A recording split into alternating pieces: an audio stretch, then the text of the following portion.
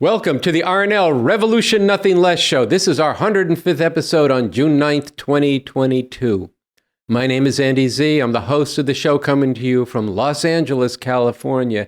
And today we begin our show with the struggle to defend the fundamental constitutional right to abortion. We have reached the crucial stage of this battle. As the Supreme Court will issue its decision within the next 3 weeks, it could come at any time. But it has not yet been issued. Over the past week, the organization Rise Up for Abortion Rights and people who have been inspired by its name, its call, its analysis, and its program have stepped up the struggle to awaken the sleeping giant, the millions who, if they would act now with conviction, determination, and courage, could change the equation and compel the court and the powers that be to not strip away this fundamental right. We have said here on the RNL Show over the last months and more that forced motherhood equals female enslavement. This is true. When the right to decide whether or not and when to bear and raise a child is denied by the state, this is involuntary servitude over the most intimate part of a person's life. It is making women's wombs and their lives sites of surveillance and even crime, depriving them of the fundamental control over their whole future, and it will cost lives. This is the Revolution Nothing Less show, a show about and that is working for a real revolution for the emancipation of all humanity. A revolution with this goal, with this morality, this ethos in its ranks and in its movement, cannot sit by, and we have not sat by, when the fate of half of humanity, to be fully human, hangs in the balance. Last week, I ended my opening commentary of our program with the concluding words of a recent article by Bob Avakian titled, "The Crucial Fight for Abortion Rights and Ending All Oppression, Broad Unity and Necessary Struggle." I want to read this again, but before I do, I want to tell you something about Bob Avakian, B.A. First, we take the name of our show from a talk that he gave in 2012, Bob Avakian Speaks, Revolution Nothing Less. This film is a tour de force. It's available on our website. This is 6 hours and 18 minutes that can change how you see the world and what you do with the rest of your life. Bob Avakian is a radically different kind of leader. A revolutionary who has never given up, but forged a path forward, developing a whole new framework for human emancipation that we call the new communism. This is a way of knowing and changing the world through a liberating revolution. Later in today's program, we will feature some clips from Bob Avakian, BA's films, and some social media. So, what I want to leave you with about Bob Avakian now is this: emancipate your mind. And go to therevcoms.us and dig into his work as a crucial step to becoming an emancipator of humanity yourself. So now I want to go back to and open our episode today with how BA closes this crucial article on the struggle for abortion rights. It's available on our website also, therevcoms.us. He says, "Right now, there is an urgent need and basis to unite people very broadly, from many different political perspectives, to rise up in massive, nonviolent, but determined, sustained resistance to stop the Supreme Court from ripping away the right to abortion. This is a crucial battle in its own right.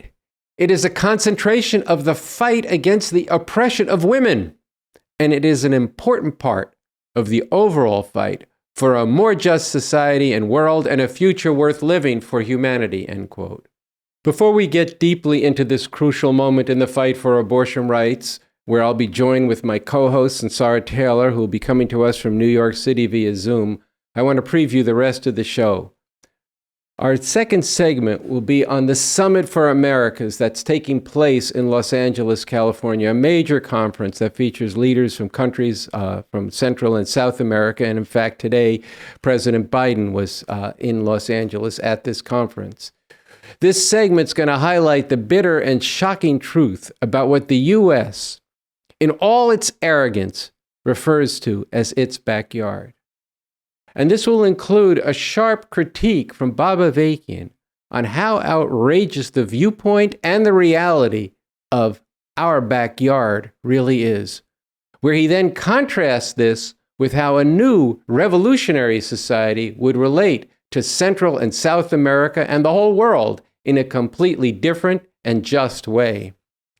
Following this, we're going to have a brief segment on the role of the police and in opposition to the current situation where the Democrats, far from reforming the police, are moving to crack down on the masses of people in the name of cracking down on a crime wave. And we will close today's program with a brief discussion and announcement on the campaign to promote this, the RNL Revolution Nothing Less show. So let's go. I want to welcome my co-host to the RNL Revolution Nothing Less show, Sunsara Taylor, who's in New York City. Sunsara, how are you? Andy, I'm very good. It's great to be with you. And I know you talked about we're in a very crucial juncture with the battle to defend the legal right to abortion. And I have a very big announcement and plans to share with viewers tonight. But I think you want to do something before we get there. Yes, and Sarah, before we get to your message, I want to show, and we want to show, some of what Rise Up for Abortion Rights did this past week.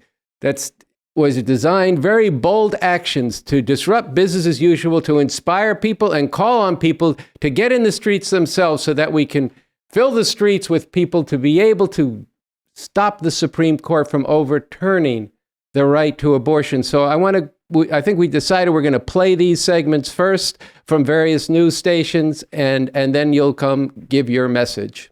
Major drama at Lakewood Church today as Joel Osteen's service was disrupted by abortion rights activists who filmed their protest and then posted it on social media. A video that's gone viral online. Abortion activists interrupted yesterday morning's service at Lakewood Church. It's my body, my choice. It's my body, my choice. Overturn, girls. Hell no. My body, my choice. I am who I say I am. I do what I say I can do because I have a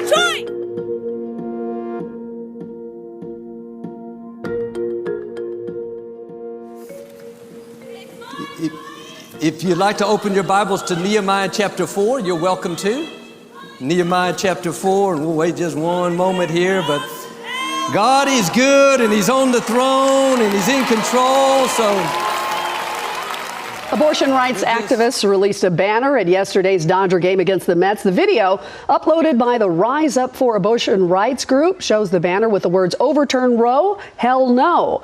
In a press conference, the activist group said that it was calling on people to, quote, wear green and raise hell to stop the Supreme Court from overturning Roe v. Wade. One and done, a single elimination, and that's why it was exciting, but I also think now going to... Abortion on demand and without apology. Woo! All right!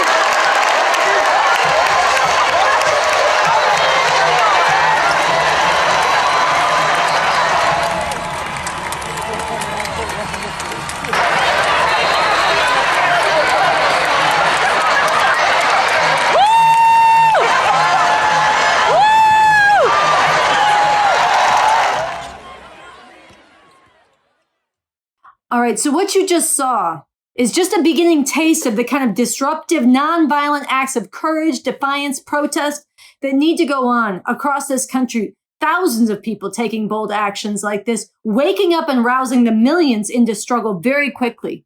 So what I want to do now is I want to read a major announcement and call that will be posted on the riseupfораbortionrights.org website by the time this episode airs. I'm going to read just the opening portion of it. And it goes like this. Stop the Supreme Court from taking away abortion rights. The highest court in the world's most powerful country stands poised to rip from women their fundamental right to control their bodies, their reproduction, and their destinies. We refuse to be bystanders as the state shatters women's lives, extinguishes their dreams, hijacks their bodies, forces girls to bear the children of their rapists, hits black, brown, young, and poor women with special viciousness, accelerates a fascist assault on contraception, LGBTQ rights, voting rights, Black history and Black people, and much more. Not just in red states, but nationwide, sending shockwaves around the world. Monday, June 13th, 2020, come to the Supreme Court in Washington, D.C. and stay. Imagine, every day, more and more people pouring into the Capitol, amassing at the Supreme Court, all-night vigils, protests, hunger strikes, people by the thousands and tens of thousands returning day after day, the green bandana of abortion rights everywhere. On Mondays, when the Supreme Court typically releases decisions, the Capitol and the court become so clogged with masses of women, men, people of all genders and nationalities and backgrounds that it becomes clear to all those in power that we will sooner bring the gears of society to a grinding halt through mass nonviolent resistance than allow them to take away the right to abortion. Those behind this assault are counting on our silence. We must not give it to them. Now that's the opening. I want to pause there because this is very important, this call that we're issuing. So I think it'd be worth it to talk about why we're going to DC, why this is so essential, and the vision of getting down there. Sunsara, that was very moving. It's a very profound and it's a bold call.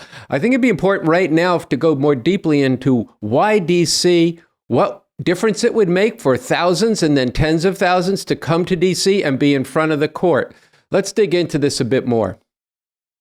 Yeah, well, Washington, D.C., this Supreme Court is the scene of the crime. They've told the world, it's been leaked, that everybody knows they're about to rip from women this fundamental right, the crime against half of humanity. And we have to be there to stop this crime from happening. People have to go there, put their bodies in front of that court, right across from the Capitol, the seat of power where the eyes of the world are. We need to be there with our green, and we need to demonstrate. With hundreds at first, dozens if that's what it is at the beginning, but it should be hundreds, and soon thousands and tens of thousands, that we are operating in the interest of humanity. We are putting it on the line. We are fighting for the lives and futures of women. And our morality needs to trump and completely shred and strip that court of any legitimacy in the eyes of the world. They claim that they're acting on behalf of the preservation of life, of this, of that. We have to be there to say no. You don't represent the interests of the people. You don't represent the will of the people. And you have no claim to morality and to legitimacy. And gum up the workings, non-violently, but gum up the workings of the Capitol, of the functioning of government, of the seat of power. People need to be there, hunger striking, sitting in, camping out all night in front of the Supreme Court, coming back day after day. Prominent people should come through and lend their support, perform, read, sit in, be part of it. And people from all over the country cycle through. If you can stay, stay, quit your job, come for the summer, be on the ground. This is the place to be. A monumental crime is on its way to be cemented into the law.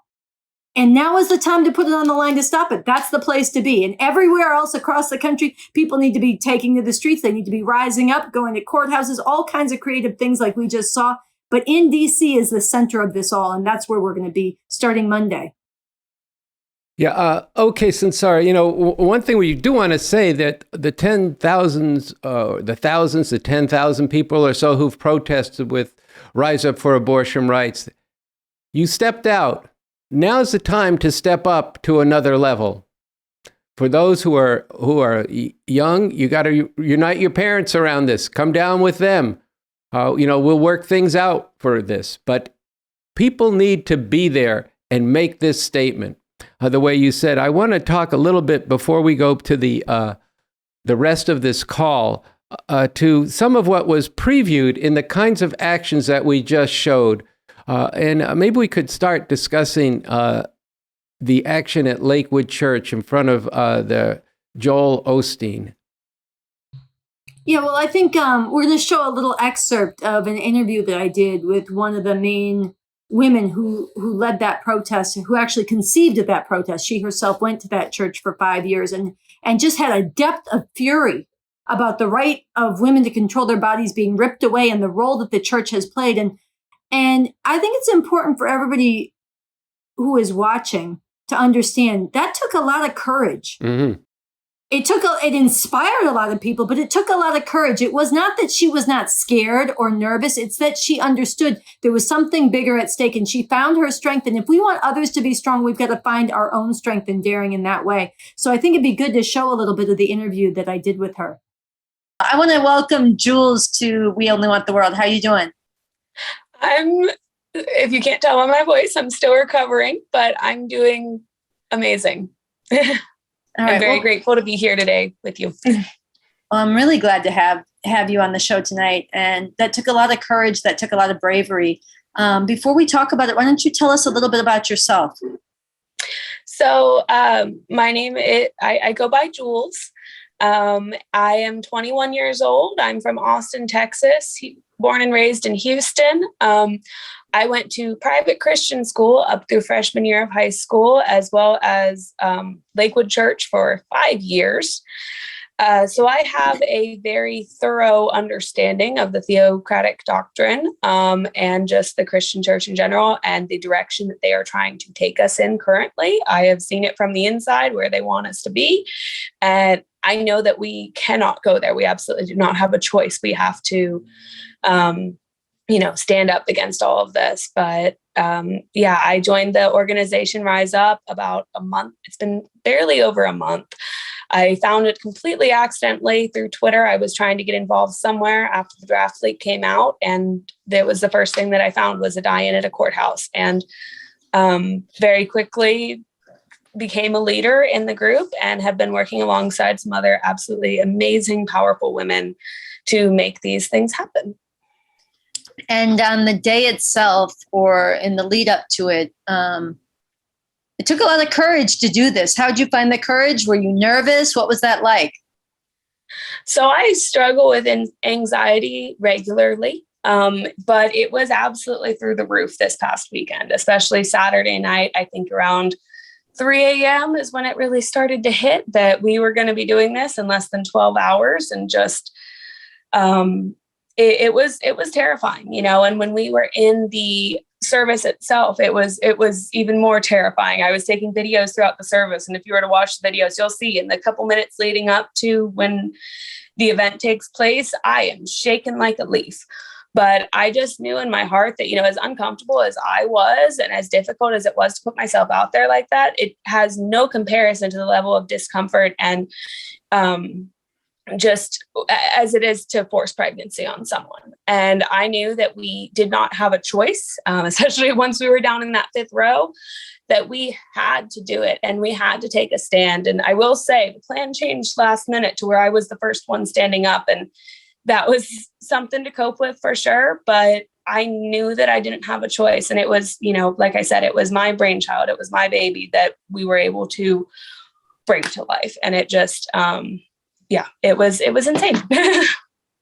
A lot of people look at it from the outside. You look so brave and so furious and so righteous and so absolutely without any hesitation. I think from the outside, no one would know that you were nervous. And I think it actually makes a lot of people think, oh, that's for other people who are not like me. I'm scared. I think the fact that you were scared and you did it anyhow is actually very important for people to understand. Do you want to say anything more about that? Because a lot of people use that as an excuse. Oh, but it'd make me uncomfortable.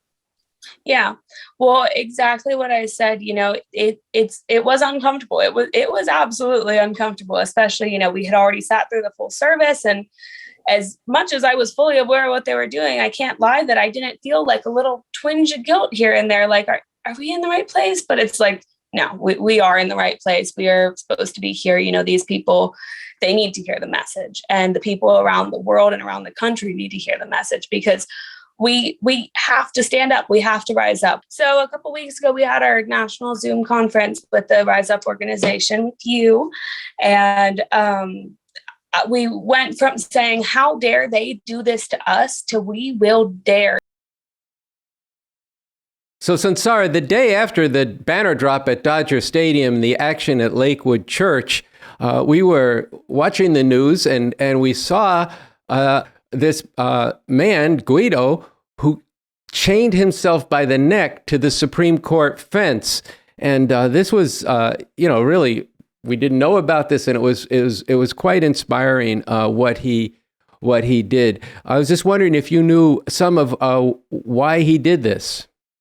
Well, he also raised the green bandana, which is very important. It's the symbol of abortion rights that came out of Latin America, and that Rise Up for Abortion Rights has been popularizing here. And he raised it the way they do, right? He put he raised it the way they do, up above his head, and he did it while he was chained to the Supreme Court fence, and as he was being taken away into custody. And he actually also went on hunger strike the night before. He slept in front of the court. He went on hunger strike, and he declared, and I think this is important. He said he was going on hunger strike until the decision comes from the Supreme Court, or until thousands of people join him in standing up in front of the court, and millions across the country. It really was a first step, a challenge to the majority of people in this country who support the legal right to abortion to get out of their passivity and stand up, because if we did, we have the power to stop this. So his hunger strike, his protest was, yes, directed against the criminals taking this right away, but even more so directed towards the force, the people who could stand up and secure this right if we dared. And I think that's very important. It also is, it really brings alive something that Rise Up for Abortion Rights has been stressing, and that came out in the action at the Barclays Center Liberties basketball game that was also disrupted, where 6 women with Rise Up for Abortion Rights and others in the stands ran out on the field, on the court, and disrupted the game, brought it to a standstill briefly, and raised the green bandana.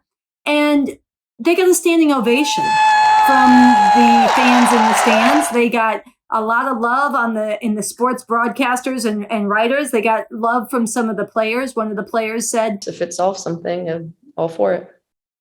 It's very important that there is a mass reservoir. This is something Rise Up for Abortion Rights has said from the beginning. There is a reservoir of millions and millions in this country who support the right to abortion, but we need to act in ways that are challenging them and inspiring them to get out of their passivity and to rise up themselves. Yes, thousands at the beginning, but very quickly in the next week, 10 days, maybe less, millions into the streets to stop this crime from going down. So this is really the beauty of the boldness, the daring, and the way that these actions force themselves into the media, into the news, into the zeitgeist. They were unignorable. And it wasn't just spreading the word, it was spreading a certain fighting orientation. Sunsara, that last point is very important. Very quickly, this movement needs to go to thousands and tens of thousands of people in the streets in Washington, D.C., but as well as around the country, but especially in Washington, D.C. This is going to make a tremendous difference. And yes, people put it on the line in these beginning actions. That needs to step up as more and more people get involved. These actions need to step up in their disruption of society and the normal business of society. I would like you to read the end of this draft call, because it makes the argument for what must be done, not just by Rise Up for Abortion Rights. We're not looking for, oh, you people are so brave, I was so inspired by what you did. If you're inspired by what Rise Up for Abortion Rights has done, then you need to act. Yeah, so this is the tale of the call that I read the first half of before. And again, it'll be on the website, the final version, riseupfораbortionrights.org by the time this episode broadcasts. It says, "The whole world is watching. Let them see our courage.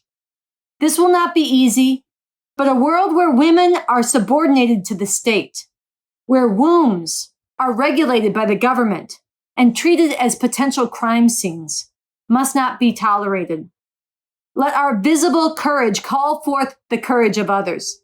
Let our righteous fury awaken the suppressed fury of millions of women and girls and all who love justice.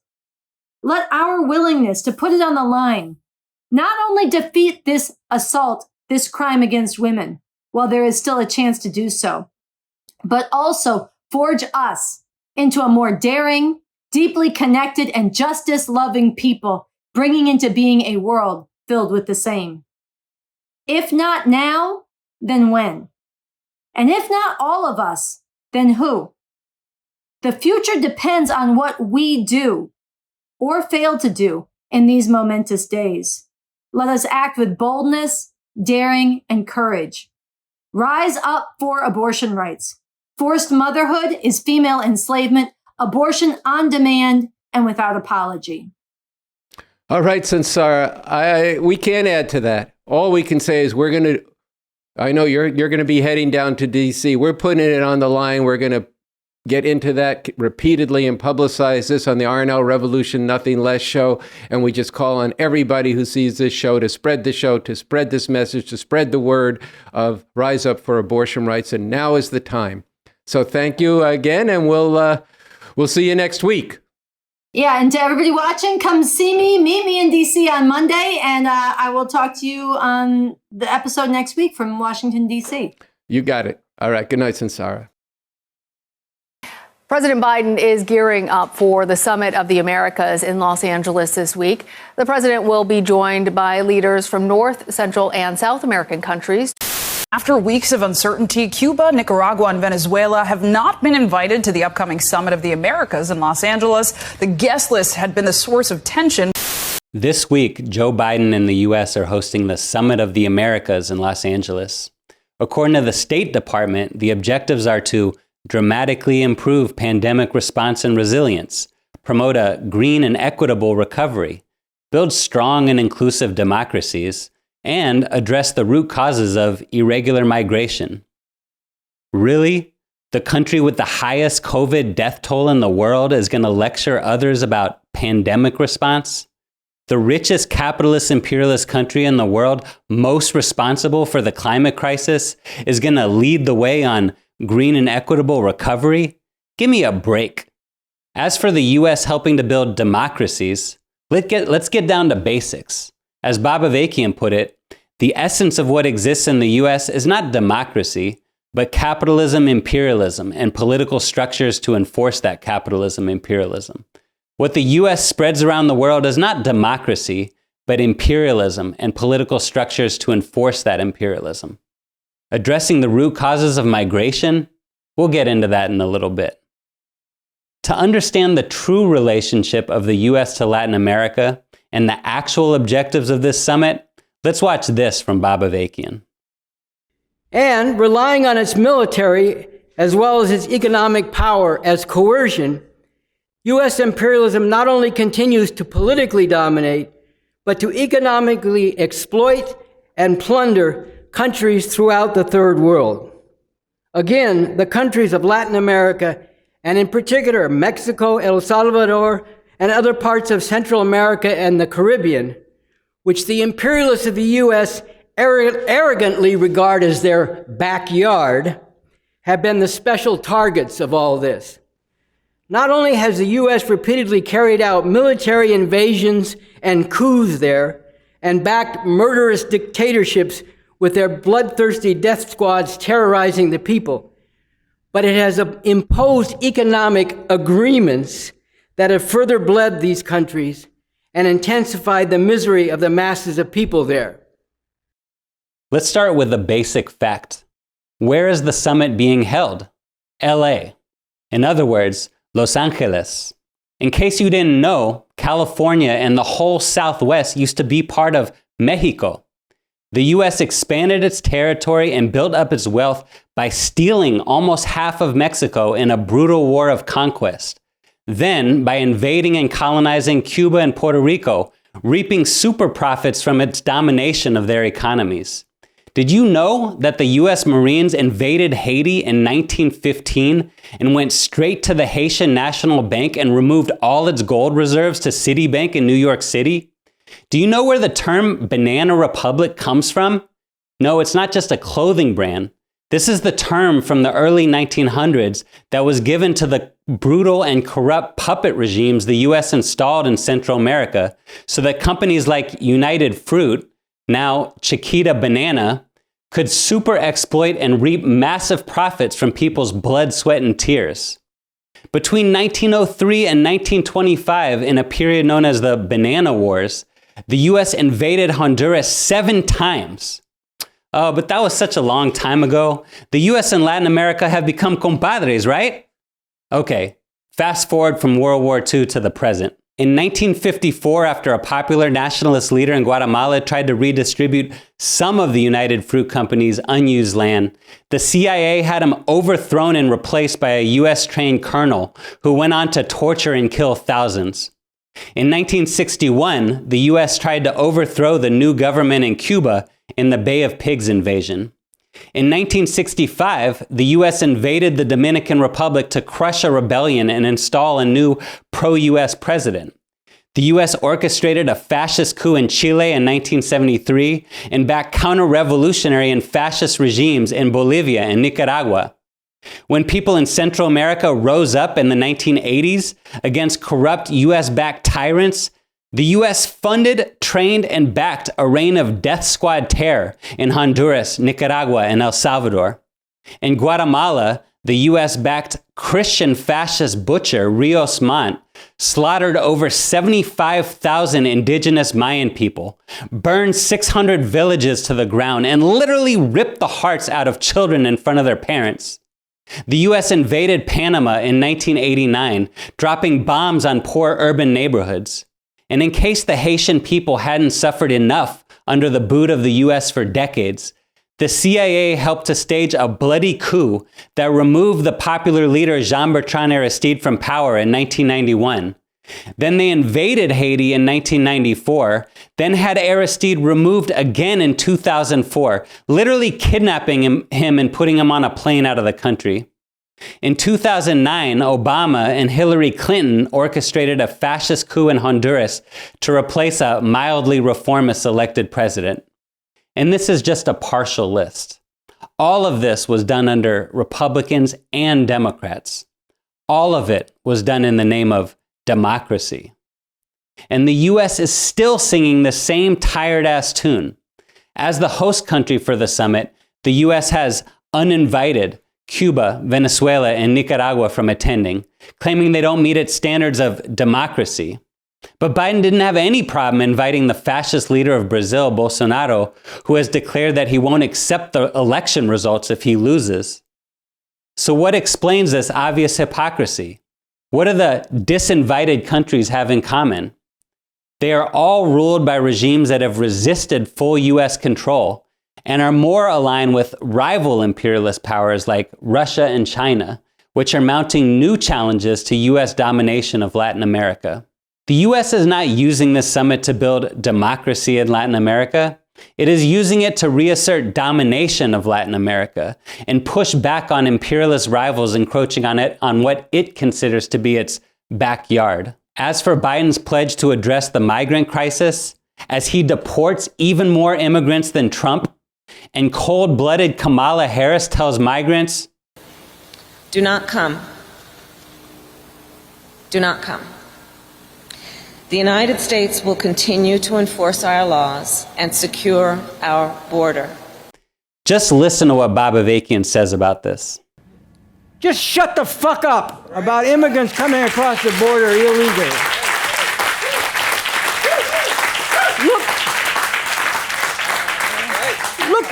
Look what you have done to the people in the world. And you have the nerve to complain about people coming here trying to get a job so they can feed their family. Now, after all this, I want you to stop for a minute and imagine a world without the USA and everything it stands for. Forget about Biden's imperialist summit and imagine a real world community working together to overcome the scars of imperialism and solve the big problems facing humanity. Think about what it would mean to the people of Latin America for there to be a revolution here in the belly of the beast, and how revolutionary struggles in Latin America could impact things here. Imagine a world without borders, with real equality between different peoples, cultures, and languages. Now don't just imagine it, fight for it. Pull the lens back, lift your sights, unleash your imagination, and buckle up for this Q&A with Bob Avakian that followed his 2018 speech, Why We Need an Actual Revolution and How We Can Really Make Revolution.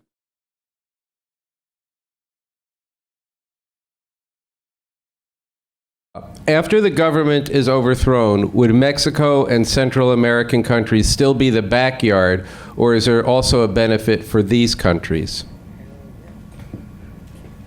Well, certainly you wouldn't, a new socialist country shouldn't, you're never going to make a revolution if you continue to regard these countries in that kind of way as your backyard and a source of exploitation. So that would have to go as part, not that nobody would cling to those ideas, but in terms of what's prevailing in society, that would have to go right away.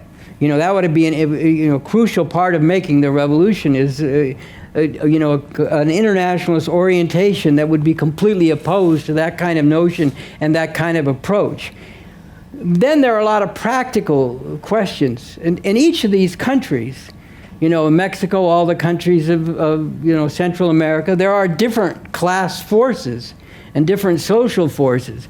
And right now they're all ruled by exploiting classes who, even as they have contradictions with the dominant U.S. capitalist imperialist ruling class in this country, also have their own interests as exploiters. And on the other hand, you have the masses of people of different classes and strata who are oppressed in various ways and to varying degrees under the system. Now, the masses of people, one would expect, would be inspired by and supportive and would want in various dimensions to take part in this revolutionary struggle taking place in what, one thing that's, if you notice when you read the Constitution for the new socialist republic in North America, it continually refers to the former United States of America, because the whole point is we're not just going to have a revolution and say now we have the United States of America except it's socialist instead of capitalist. That's why it's called that's why it's referred to as a socialist republic. And everything will be up for grabs in this struggle. What the boundaries of that country will be determined through the course of struggle. How much you're able to liberate of the present territory of the U.S. from the imperialists, what kind of civil war is raging over that question for some time will be a big factor on the terrain. And then there is the relationship with, look, as I referred to, a large part of Mexico was ripped away, in the middle of the 19th century by a predatory war by the U.S. in the first place. So there's still remaining questions of history to be settled there. As it says in that Constitution, the question of should some of this territory be returned to Mexico, should it remain in the U.S. but have autonomous regions and zones established there, or what about the possibility that people who live in that territory would want to form a separate country? And there's nothing sacred about any of these boundaries, not only of the U.S. but of these other countries too. It's not quite as it is in some of these Middle Eastern countries. Someone, who works at Revolution Books in New York, if I remember correctly, but anyway, someone posed a rhetorical question. You know why the boundaries of some of these Middle Eastern countries, like Iraq and so on, are so straight? Answer: because the British imperialists who drew them up had a ruler. And and that reflects something real. Like British and French imperialism was contending also. They were the ones that determined the borders and the constituencies of this country, and they did much the same thing in large parts of Africa too, and other places. So there's nothing sacred about these borders. Look, there are real peoples with real histories, real cultures, real common life. It's not that all that should be ignored. I'm just saying the borders as such there's nothing sacred about them. A lot of things will be thrown up for grabs. There will probably be, with a revolution in the U.S., there'll probably be civil wars in a lot of these other countries. Revolutionary forces fighting against our own ruling classes, or what have been their ruling classes, as well as fighting against the forces of counter-revolution that are centered in the U.S. A lot of things are going to be up for grabs. The point is to have an orientation that's internationalist and that's guided by the fundamental principle of advancing the revolution everywhere we can in line with and to serve the goal of uprooting and abolishing exploitation and oppression ultimately in the world as a whole and in any given time as far as we possibly can, in as great a territory as we possibly can. And then you work things out from there on that basis. That's the way this kind of thing will be dealt with. And any other principle will lead back to what we have now. And, you know, there'll be all kinds of forces in the field struggling for all kinds of things, but that has to be our guiding principle. And, you know, and the way we proceed in terms of resolving all this. But as I said in the talk, the more that there is revolutionary upheaval in these other countries, the better it will be for everybody. And, you know, as I said just a little while ago, the actual reality of a revolutionary, you know, struggle for power in this country cannot help but have a tremendous reverberation in the entire world, but obviously very powerfully in the countries right around, including even you know, the countries to the north, as well as those in Central and the rest of, you know, Latin America and the Caribbean. So that has to be our orientation. And you know, it's I think almost inconceivable that a revolutionary struggle of the kind that we're talking about wouldn't unleash all kinds of forces, and in these other countries, both negative but also very positive. Okay.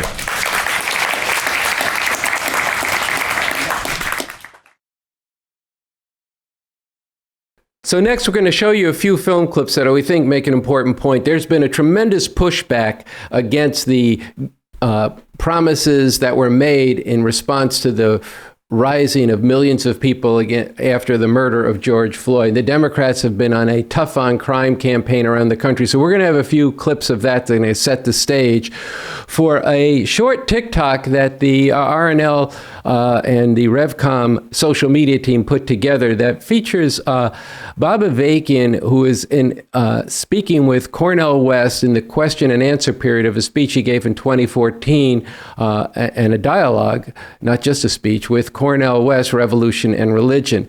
Now, this short TikTok was elicited several what they call duets, where people are watching the TikTok and they're filming themselves and they are commenting on what the speaker is saying, and usually by hand gestures. So it's kind of fun to watch.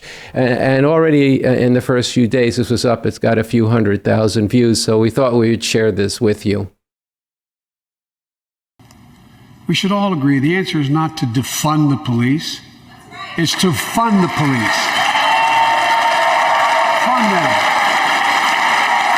Fund them. And it's time that the reign of criminals who are destroying our city, it is time for it to come to an end. And it comes to an end when we take the steps to be more aggressive with law enforcement, more aggressive with the changes in our policies, and less tolerant of all the bullshit that has destroyed our city.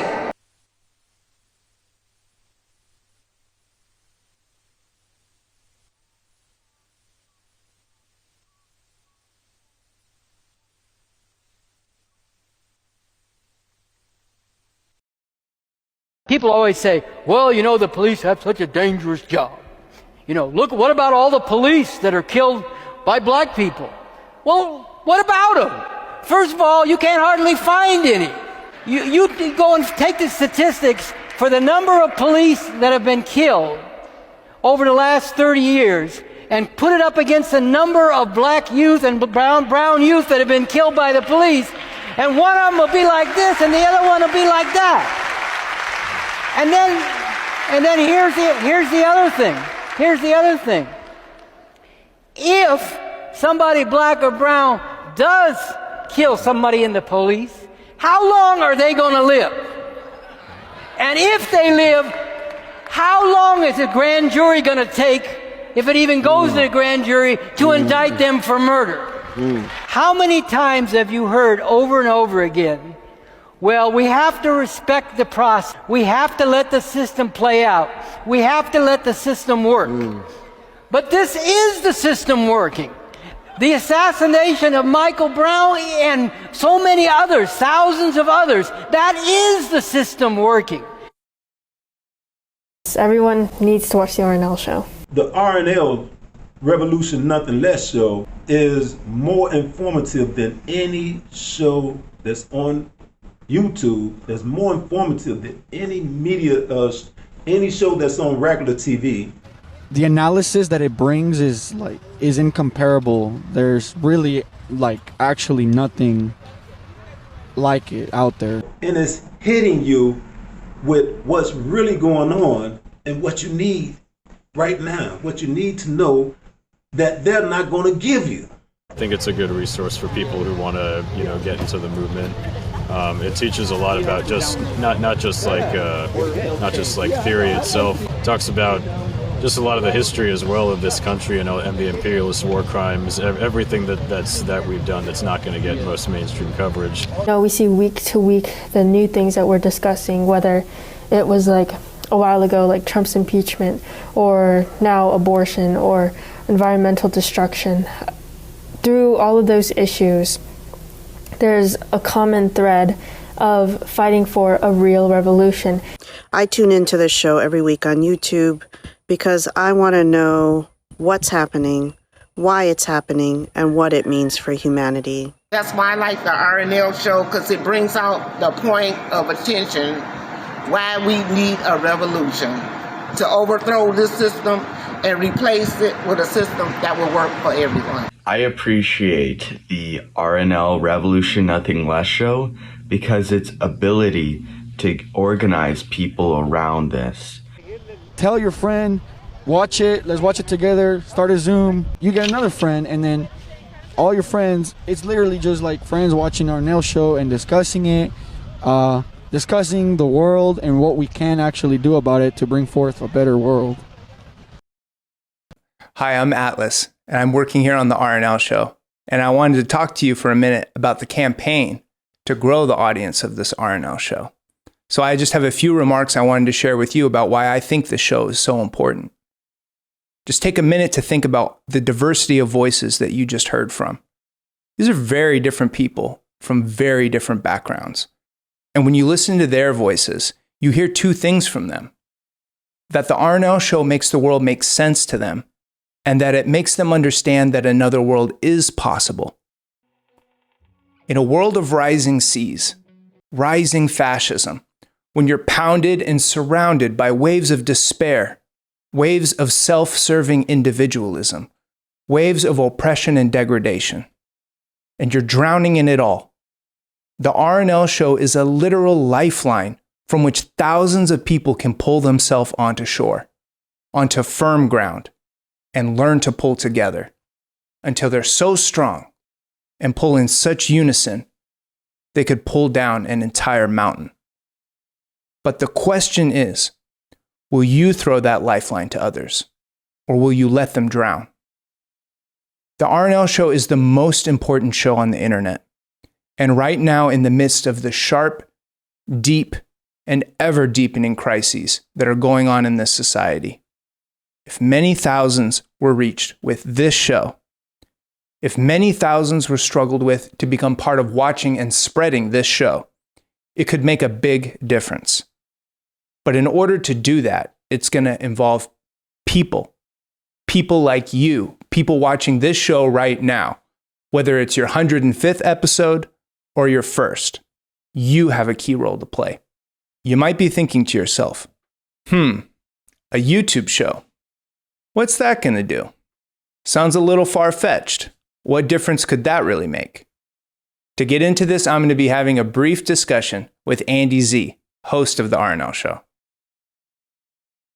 Okay, so I'm here with Andy Zee. How you doing, man? Atlas, it's good to have you on this side of the camera instead of my having to look at you while you're doing the sound and see what you're thinking about. Are you liking it or not liking it? But now you're on the hot seat. Well, here I am. I got a question for you, Andy. Just one? Just one. Okay, Just one for question. today. Go ahead, Atlas. Okay, well, if you stop and think about a revolution, for just half a second, it might occur to you that you're going to need a lot of people. You're going to need millions of people. And at the same time, right now, we're in a situation where not only are there not millions of people who are organized around a revolution, but most people don't even know that there is a revolution. Andy, what does the RNL show have to do with any of that? Well, it's a way to address that problem. That's just true. Most people do not know even what a revolution is. The revolution's not in the air the way it was in the 60s and the 70s. So that's part of what we're bringing. We're bringing revolution, nothing less, to people. What we're doing is we're speaking to all those people from different strata of society, including the youth, from the youth who live in the hardest hoods and catch the hardest hell to youth in the universities, everybody who feels that they really can't stand the way the world is today. And we're bringing to them why the world is the way it is today, how it's rooted in a system of capitalism, imperialism that can only thrive by exploiting the masses of people and oppressing them. It's all woven into the system. We bring to them that, and we bring to them the history of this country and other countries. So we bring to them a very concentrated scientific understanding of the problem that they face. And what's completely unique about the RNL Revolution Nothing Less show is we bring them the solution to that in an actual revolution, and a revolution that has a goal and an objective, and that objective is for the emancipation of humanity. Including, we'd let them know what a revolution is. It's when there is a force of millions, as you said, who overthrow the existing system and its institutions, including its institutions of repression, and replace that system after it's overthrown with a different economic and political system that would meet the needs of humanity. And what we bring on this show, not just meeting the needs of humanity, but leading to a world where all of humanity would be emancipated. And as I spoke to earlier on today's show, Atlas, this is because we're rooted on the RNL show, the work of Bob Avakian, extraordinary leader and thinker, who's actually developed a new synthesis of communism that is a way to know the world. It's a way of understanding the world scientifically as it actually is, not just on what one wishes it would be or whatever superstition one is trained in. It's a strategy for an actual revolution. And he's authored a constitution for a new socialist republic in North America that gives a way not only the new society to be a far better place to live than this society, but is actually on the road to the emancipation of all of humanity. So we bring to you this leadership, and already if people have watched this whole episode, they've seen Bob Avakian in different episodes, different segments that we've done. But look, the other thing we do on the show is people aren't ready for revolution because they got all kinds of bullshit in their heads. Look at this last couple of weeks. And we began the show with a very serious segment on the struggle for abortion rights. We're calling people to come down to Washington, D.C., and to flood the streets to try and stop the Supreme Court from overturning the right to abortion. And yet, too many people were swimming in the cesspool of the Johnny Depp Amber Heard trial, picking sides, like watching gladiators in the ring, just infected with all this competitiveness and this like who can best who, just a very degrading spectacle.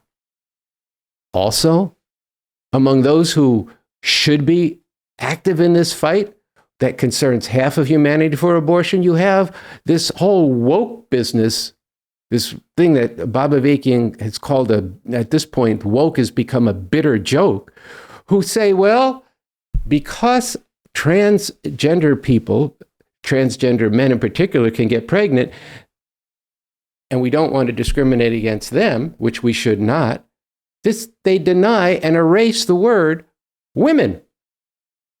And as Bob Avakian has said, and we've said many times in the show, of course, transgender men should have the right to abortion. Of course, there should be no discrimination on the basis of transgender or any gender identity. And of course, they should have every right to decent health care. But the fact of the matter is, this attack affects half of humanity. Tens of millions, hundreds of millions of people are affected by this, and the attack generated as part of a Christian fascist movement to subordinate women. It's a religious movement. We don't have time in this segment to go into this, but we've gone into it on our show.